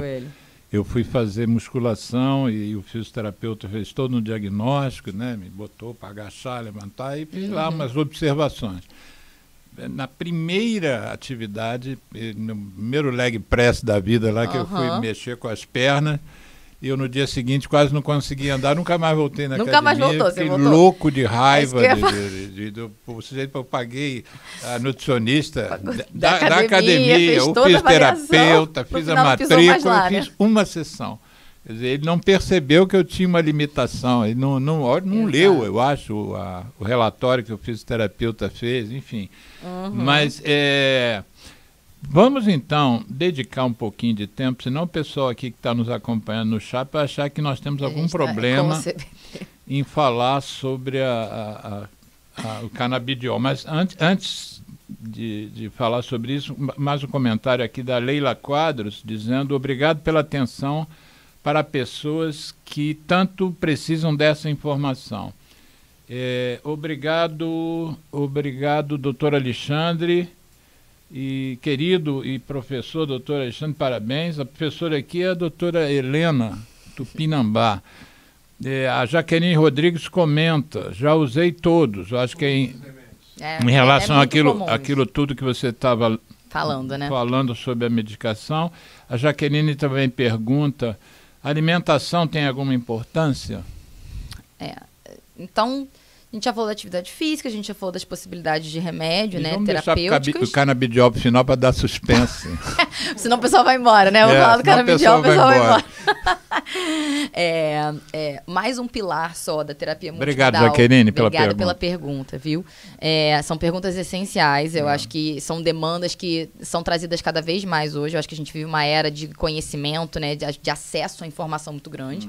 E cabe a nós tentar esclarecer com o que a gente tem de evidência, né? Então, a gente já tem muito pouca evidência para o uso de medicamento. Para começar, que é muito difícil estudar dor, tá? Isso não vale só para fibromialgia, isso vale para artrose. Dor são estudos que têm muito efeito placebo, são estudos que a gente tem muita dificuldade de comprovar a eficácia. Efeito placebo que você está se referindo? Explica melhor o efeito placebo é eu tomar o remédio que, na verdade, não tem nada, é uma pílula de farinha. Todos os estudos, a maior parte dos estudos, a gente compara uma substância ativa com uma pílula de farinha, que não tem a substância, e a gente vê qual paciente melhora mais ou não melhora, ou o que seja. E a gente vê muitos pacientes que tomam a pílula de farinha e melhoram. Ou seja, isso é um efeito placebo, isso pode acontecer em qualquer estudo, mas em dor isso é muito marcado. Então, estudos em dor são muito difíceis de a gente comprovar a eficácia, tá? Então, a gente vai falar um pouquinho mais sobre o CBD mais pra frente, porque ele é um pouquinho polêmico, mas a gente tem que entender que quando a gente fala de eficácia, porque às vezes o CBD não tá tão comprovado por evidência. Nem os tratamentos que a gente usa hoje para fibromialgia tem essa evidência toda, tá? Essa eficácia toda. A gente sabe que são superiores ao placebo, mas com um efeito moderado, por isso que a gente tem que fazer terapia individualizada e por isso que não é incomum a pessoa dizer que já usou todos esses tratamentos e não melhorou, porque o efeito do remédio sozinho, isolado, não costuma resolver mesmo. Então a gente faz atividade física junto e, por último, tratar as questões do humor que estão associadas à fibromialgia, faz parte do tratamento da fibromialgia. Não tem jeito. E, normalmente, tratar distúrbios de humor, como depressão e ansiedade, a gente pode ser que a gente tenha um benefício quando a gente usa uma duloxetina ou algum outro antidepressivo e só isso seja suficiente, mas não costuma ser. Tratamento de distúrbio do humor costuma ser medicamento com psicoterapia ou só psicoterapia isolada, dependendo do que é. Então, é terapia. Tem estudos com terapia cognitivo-comportamental, tem estudos com psicoterapia tradicional, mas você trabalhar o estresse, os sintomas, e o que eu digo, eu falo muito sobre isso com terapia, eu adoro terapia, eu faço terapia há anos, e eu digo muito... Eu fiz 23 anos. Pois é, e você vê como é o benefício, né? É um ambiente seguro. Eu falo assim, não é uma pessoa que vai te dizer o que fazer, não é uma pessoa... que não é uma coisa que você parece que é meio fútil, que você vai falar sobre os seus problemas. Você precisa falar sobre isso. Você precisa falar sobre a sua dor. Você precisa falar sobre as dificuldades que você tem. E mesmo que você tenha uma rede de apoio incrível, o que não é tão comum assim, infelizmente, a maioria das pessoas, na verdade, ela é muito mais negligenciada do que tem uma rede de apoio. O paciente com fibromialgia, ele sabe disso, que muitas das vezes ele prefere tentar não falar que está com dor, porque as pessoas já estão tão acostumadas com ele falando que está com dor o tempo inteiro, que a pessoa já se acha chata. Nem ela aguenta mais falar que tem dor. Mas, ao mesmo tempo, ela guarda aquilo para ela.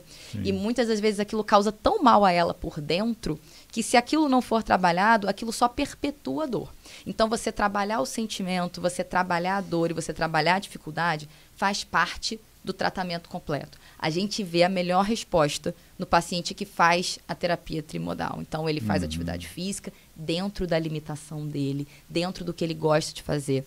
Quando eu escolho atividade física com o paciente, eu não indico atividade física. A minha pergunta é sempre essa. O que você menos detesta fazer? O que você acha que pode causar algum... O que você já fez na sua vida de se mexer que você gostou um pouquinho? Eu gostava de dançar. Então, vamos dançar. Então, você vai entrar numa aula de dança, ou então você vai num lugar... Você vai começar dançando 5 minutos. 5 minutos e senta. Não se força, não é o seu momento. Vá para alguma coisa que você gosta de fazer. A hidroginástica, às vezes, ela é muito mais por uma questão social do que pela atividade aquática em si. É muito boa como atividade aquática. Mas, às vezes, o legal é você participar. Eu jogo futevôlei, por exemplo. Às vezes, eu gosto mais disso. Eu jogo futevôlei. Mas, às vezes, eu gosto mais de ir para conversar com as pessoas do que para jogar futevôlei propriamente dito. Então, assim, às vezes, você se engajar em uma atividade física que tenha uma socialização, ou então que tenha pessoas num grupo que você sabe que tem a mesma condição que a sua, que as pessoas se ajudam, elas se apoiam, elas se colocam para cima, é mais importante do que você se inscrever na academia. A atividade em grupo é muito eficaz para tratamento do fumante. Vocês trabalham com grupos de pacientes com fibromialgia? Tem. Lá na UERJ, inclusive, existe um grupo bem legal, assim, da parte também organizada pela equipe da educação física, lá na UERJ, que tem terapia de grupo, atividade em grupo para fibromialgia, que, assim, é uma otimização, né? Assim, você traz a socialização, você traz poder tratar mais pessoas ao mesmo tempo, mas eu gosto muito de dizer que a terapia é muito individualizada, tá? Sim. Tem gente que não lida bem com a atividade social, sim, tem gente que não se sente confortável em ficar, às vezes, ali diferente do que o grupo está fazendo. Eu gosto de prescrever muito para quem está dentro da realidade. Pilates, por exemplo, porque traz o reforço muscular, que é muito importante. Então, assim, fazer o aeróbico é importante, mas o reforço muscular, às vezes, é ainda mais importante para outras questões. Mas, ao mesmo tempo, não é academia. Tem um professor ali te acompanhando. É uma coisa que é um pouquinho mais individualizada. O futevôlei, você recomenda? Então, é que nem crossfit, às vezes, assim, a pessoa, às vezes, do nada me pergunta assim, eu posso fazer crossfit? Olha, não é que eu tenha nada contra, eu vou te interromper, porque eu estou olhando o relógio, está aqui na minha frente. Tem a pergunta da Jaqueline Rodrigues sobre a alimentação, se tem alguma importância. Aí você fala pouquinho, senão não vai sobrar tempo para o canabidiol. Isso. Então, tem importância na alimentação? A gente não tem muito estudo ainda comprovando isso, tá? Tem muito hoje que se fala sobre as dietas anti-inflamatórias, sobre suplementos alimentares.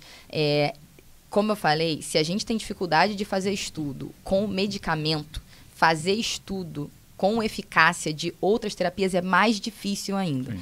Então, ninguém aqui é verdade absoluta. Então, é a mesma coisa que eu falo com dieta, tem muito paciente que me pergunta isso. A gente ainda não tem evidência específica e para recomendação geral, tá? Sempre vai existir artigo que mostra benefício e artigo que não mostra. Isso é uma literatura de evidência médica de tudo. Mas de recomendação geral, ainda não existe uma síntese de evidência que diz existe uma dieta para fibromialgia ou para doença autoimune. Isso pergunta muito de doença autoimune também. Mas existe você fazer a sua próprio inventário alimentar. Tem paciente que não tem doença celíaca, mas come glúten e piora, que come açúcar e piora, que come lactose e piora. Eu sempre recomendo que o paciente vá no nutricionista, que é o profissional especializado em fazer esse mapeamento alimentar da pessoa, e veja... Tem essa coisa hoje do food map, assim, do mapa alimentar, né? Mas nem necessariamente isso. Você teste se tem algum alimento que, para você, ele pode piorar. Porque talvez a gente ainda não tenha evidência disso, mas talvez mais pra frente a gente tenha, tá? Então, eu nunca digo pro paciente assim, isso é besteira. Porque isso não é. Eu acho até que vamos chegar a esse nível. Eu acho também, honestamente. Mas hoje a gente não tem ainda poder para fazer essa recomendação geral. A gente não sabe o que piora, mas também não sabe o que melhora. Exatamente. Então, para uma coisa que entender... Para uma coisa que é tão limitada, você falar para a pessoa que isso não é uma estratégia terapêutica, eu acho que também não está correto. Eu acho que ela pode buscar, mas é a mesma coisa do remédio. Não espere que isso sozinho vai resolver. Em relação ao tabagismo, você ficou de fazer uma pesquisa. Eu vou fazer uma pesquisa porque não sei se tem uma correlação específica, mas que deve ter, deve. A gente depois transmite. Isso. Canabidiol. E vamos lá, CBD, tá? O CBD hoje se fala muito, não só, né, para as condições que ele já está muito mais bem documentado, como para epilepsia infantil, então para dor crônica relacionada a câncer, né, dor aguda, na verdade, relacionada ao câncer, mas ele hoje está sendo estudado para uma série de outras condições e não são poucos os estudos hoje de CBD com dor. Tá? A ideia é tentar tratar a dor, principalmente dor crônica, porque a gente tem receptores endocannabinoides. Então, a gente entende, e eles estão envolvidos na modulação da dor. Além de outras milhões de coisas que os endocannabinoides estão envolvidos, eles também estão envolvidos na modulação da dor. Dado que existe essa relação, se estudou o CBD para tratar dor, principalmente crônica, que tem um componente nosso plástico. E grande parte dos estudos mostrou que o CBD ele pode ter, sim, uma força de melhora, principalmente comparado ao placebo, em relação a outros medicamentos ou outras intervenções. Mas não, ele não é um milagre na fibromialgia. É preciso entender isso. O poder de efeito dele é muito semelhante ao que a gente tem de evidência com os medicamentos que a gente usa hoje tradicionalmente, tá? Então, semelhantes. Semelhantes. Ele não é mais eficaz do que muitos tratamentos. Inclusive, tem estudo que mostra que ele não é eficaz. Ponto. Então, é a mesma coisa. Na síntese de evidência, ele ainda não entrou como recomendação geral nas recomendações de tratamento da fibromialgia.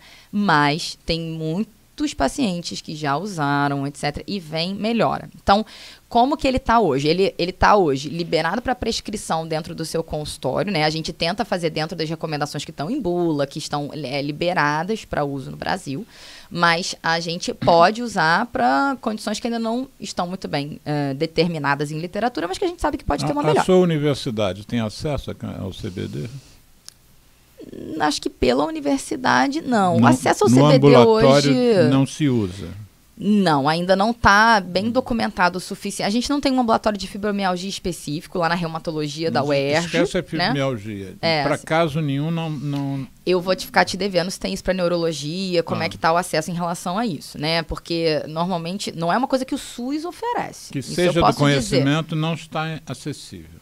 A pessoa acaba que tem que comprar, né? Tem alguns que você tinha até o CBD isolado que você podia comprar na farmácia, mas aqui no Brasil, normalmente, vem de ONGs, né? De pacientes, e você compra, mas a maioria a gente manda importar. Então, ainda é uma coisa de alto custo. O acesso ainda é muito difícil. Então, a gente sabe que não é para a realidade de todos. Mas se a gente pensar, há evidências, por exemplo, em relação a crises convulsivas, que já está bem documentado, né? Sim. Não é só porque eu acho que melhorou, porque é igual o efeito placebo que você mencionou. Né? Tomou uma pílula de farinha e ficou sem dor. Mas em relação à fibromialgia, o que você está dizendo é que não é essa panaceia toda por enquanto. Por enquanto, mas sim.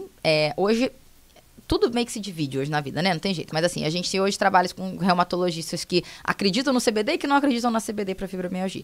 Mas os médicos que prescrevem, que eu conheço, inclusive vou deixar aqui também o adendo aqui do meu colega, eu já estudei muito CBD, mas eu ainda estou entrando nessa coisa da prescrição, do entendimento. Eu acho que para você prescrever, você tem que conhecer o medicamento. Então, a gente tem que criar ainda toda uma curva de aprendizado em relação ao remédio. A primeira coisa é entender que ele funciona. Eu já entendo que pelo que já tem de evidência hoje, ele funciona. E os meus colegas, o Dr. Vitor Wertzman, um colega pessoal meu, amigo meu, que já hoje estuda muito isso, é titulado em dor, e ele já prescreve há muito mais tempo, ele vê no consultório dele os pacientes referirem uma melhora importante. Pacientes de fibromialgia. De fibromialgia, tá? De dor crônica. A gente ainda não está usando isso para todo quanto é tipo de dor, para doenças autoimunes, a gente ainda não tem essa comprovação. Mas para dor crônica generalizada, então pode ser assim, o paciente tem uma condição, mas ele também tem uma dor crônica generalizada junto. Eu posso associar o CBD. O CBD a gente associa, a gente não usa ele isolado. Ele isolado, a gente entende que ele não vai ter o benefício esperado. Porque muitos pacientes vêm procurando porque querem se livrar de todos os outros remédios para usar só CBD com THC. Isso vale para psiquiatria, muito procurado, então para tratamento de depressão, de ansiedade, e para dor crônica, onde o paciente quer se livrar de todo o resto, inclusive da atividade física, de tudo, para trocar pelo CBD com THC. Essa estratégia a gente sabe que provavelmente não vai funcionar. Mas associar o CBD com THC em pacientes refratários a tratamento conservador, ou seja, falhou a pregabalina, a duloxetina, a ciclobenzaprina, continua sentindo muita dor, não está conseguindo engajar na atividade física, a gente pode associar o CBD. Ou então pacientes que estão com dose muito alta de todos os medicamentos. A gente associa o CBD com THC na tentativa de tentar diminuir a dose do restante dos medicamentos.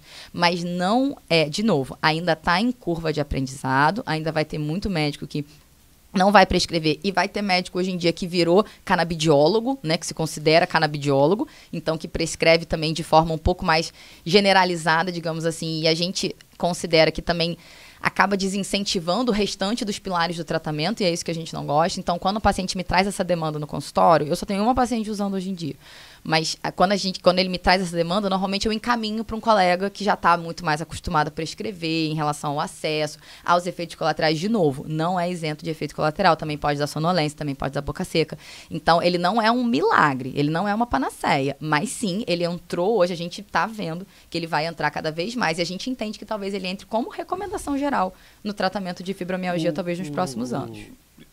Jaqueline Rodrigues e Aureni Desplanches, a gente não tem aqui, nunca teve a intenção de esgotar assunto nenhum, né? Quem já nos acompanha já sabe disso. Eu vou aproveitar que esse tema surgiu e que está demonstrado aqui o interesse, e o Geraldo já tinha me recomendado a trazer esse tema aqui no programa, que é essa coisa nova na medicina, né? Que é o canabidiol, que é o THC, desmistificar um pouco essa questão da associação com a maconha e com os efeitos psicoativos da cannabis. Cannabis sativa, né?